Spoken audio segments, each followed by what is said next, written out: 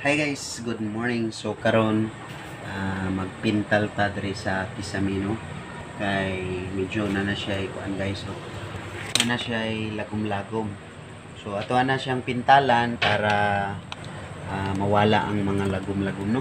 Kay na manggoy wala na hurot nga pintal. So atong gabiton. So ang atong mga gamit karon is pintal nga white, enamel, saka paintbrush na number 3 o gas. So atas ang i-mix ang ato ang kuan guys. Ato ang pintura no para maka-start na dayon tag pintal. So ang tanawon og okay pa ba ni? Uy. Tanawa guys oh. Ito ang pintal, murag all stock na kaayo.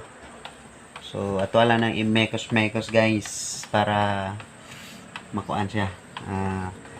Ma-mix no arong makita na nato ang iyang kuan no kay murag ni sugod na ra ba siya og kuan guys oh. So mekos lang ta guys ang mga insan ato lang i-mekos para makuan na tanawa guys. Sugod na siya kaputi.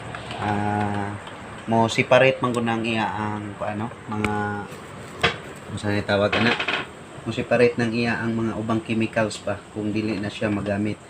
So kung ato na siyang i-mix ana daghan ra pa kay ni kay 1 gallon.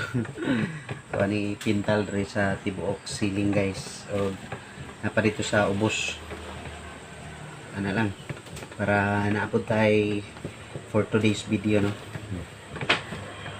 So na-mix na nato guys oh. So ato apong butangan og gas para kuan. Tuwa na ning i-diretso og sagol. Estimate lang ang gas na to guys. Then para dili kay siya lapot bitaw. Then tanan na ato nang i-mix sa tanan kay para ato nang i-diretso og pintal kay pahurot mo to ning pintala god kay dugay naman kay ni siya naka-stocks.